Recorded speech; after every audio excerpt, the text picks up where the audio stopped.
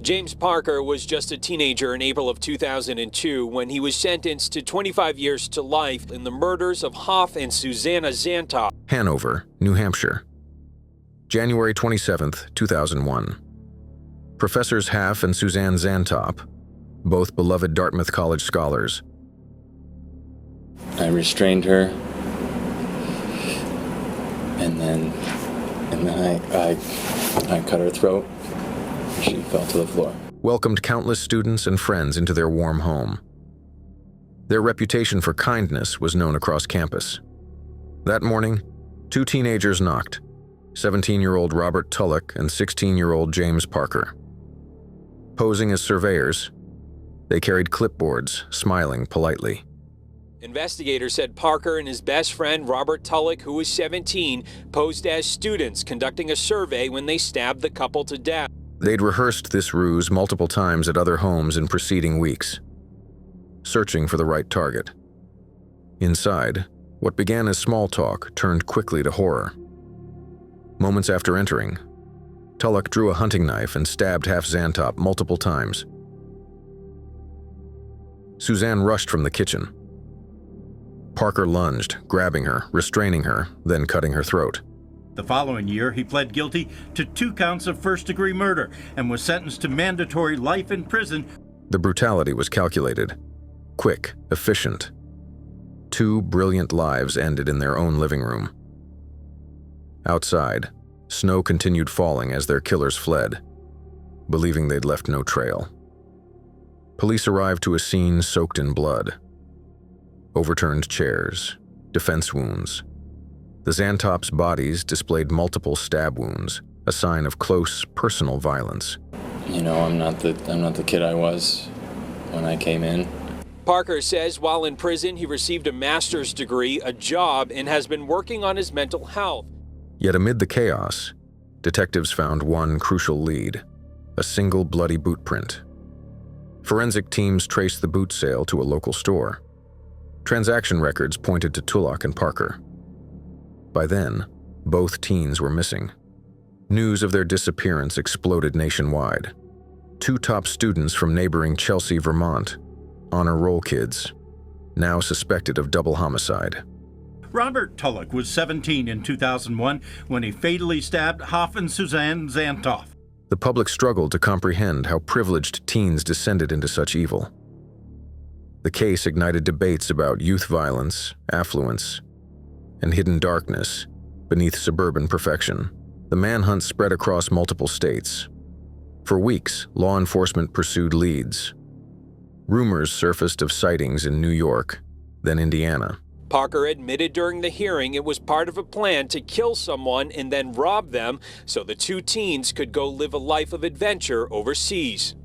Finally, on February 19, 2001, the FBI captured Tullik and Parker quietly at a truck stop in Indiana. The 2 sat calmly in a diner booth, eating breakfast when agents moved in. Both boys surrendered without resistance. The public watched in disbelief. These weren't hardened criminals. They were honors students with bright futures. What had driven them to this? The answers came quickly in interrogation rooms. The murders devastated not only Dartmouth, but the Zanto family itself. Now, a victim advocate represented the Zanto family at today's hearing, who only requested a no-contact order for Parker. Their daughters, including Mariana Zanto, delivered heartbreaking victim impact statements. Speaking publicly years later, she said, "I wish Parker's family the best, but this will always remain with my family. There are permanent voids we cannot fill."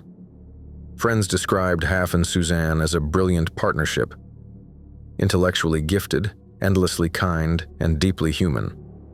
The academic world lost 2 renowned scholars. Their home, once a symbol of hospitality, stood silent. For the families, he earned bachelor's and master's degrees behind bars. Parker says while in prison, he received a master's degree, a job, and has been working on his mental health. He became an artist, mentor, and counselor to younger inmates. His attorneys noted that his transformation reflected the very capacity for change juvenile reformers had long advocated. Tullik remained largely withdrawn. He pursued limited education but never publicly demonstrated remorse.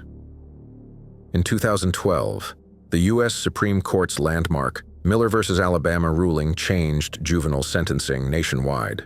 In 2012, the U.S. Supreme Court would find such mandatory sentences for minors unconstitutional. Mandatory life without parole for juveniles was ruled unconstitutional without individualized consideration of rehabilitation potential. Suddenly, long-closed cases like Tulluk's were legally reopened. The debate sharpened.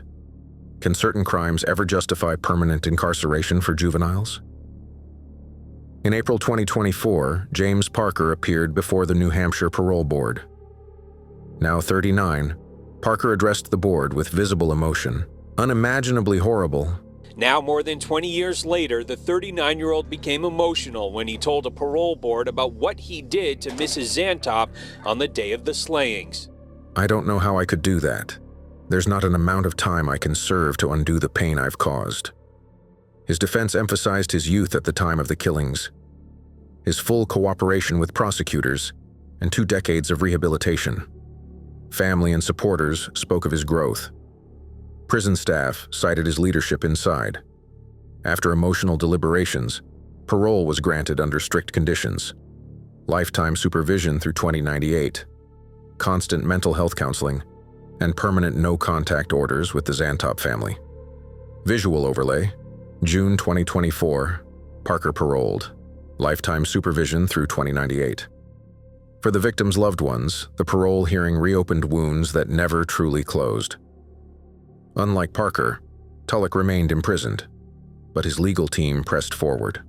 In 2025, his attorneys filed constitutional challenges. While the state says that having a ruling in the lower court could help the justices decide, the state is also asking the Supreme Court for permission to file a brief on their position. Under Miller v. Alabama and New Hampshire's own ban on cruel or unusual punishment.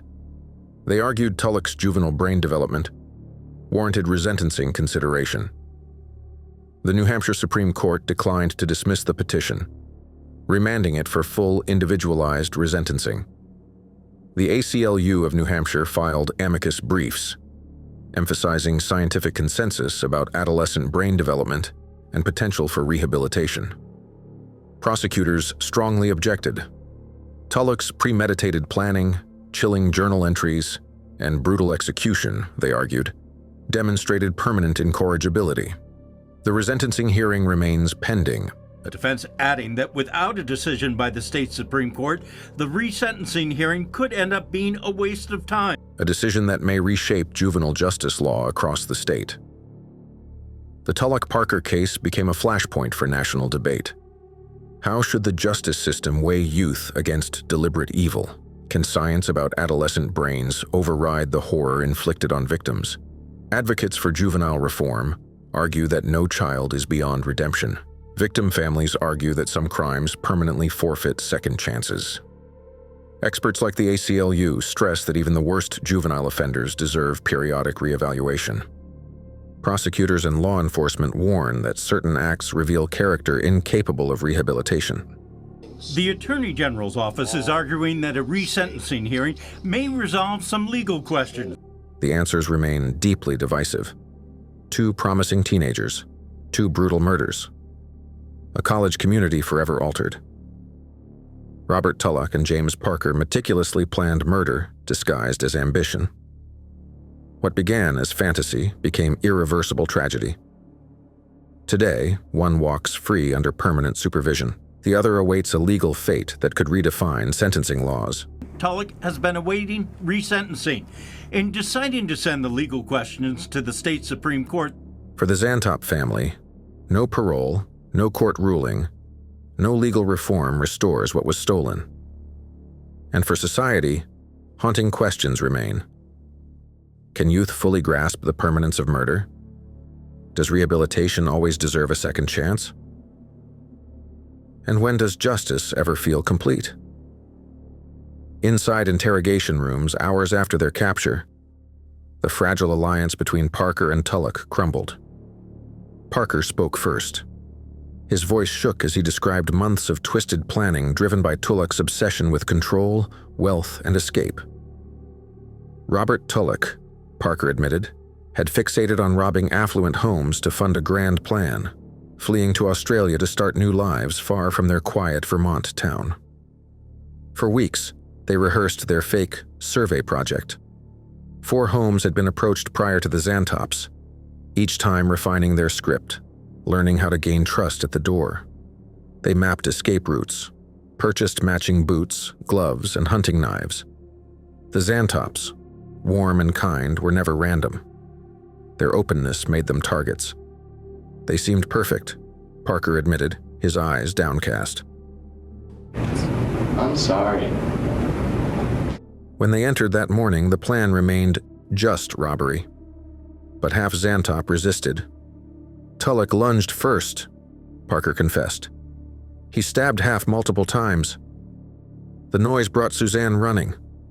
She saw us. She screamed. In those seconds, Parker froze. But Tullik barked an order. "Grab her. Do it now." Parker restrained Suzanne, holding her arms behind her back. With shaking hands, he slashed her throat. The horror unfolded in minutes, silent except for their breathing and the dripping blood. Investigators uncovered chilling evidence. Journal entries from Tullik describing fantasies of control and domination. Meticulous diagrams of entry points, contingency plans for witnesses, and coded notes analyzing possible targets. Confronted with this overwhelming evidence, prosecutors offered Parker a deal. He would testify fully against Tullik in exchange for a reduced sentence. Parker pled guilty to second-degree murder, receiving 25 years to life. I'm just deeply sorry. Tullik accepted a first-degree murder conviction, locking him into life without parole. The confessions tore through the Dartmouth community. Faculty mourned the loss of mentors and friends. Students struggled with the senselessness.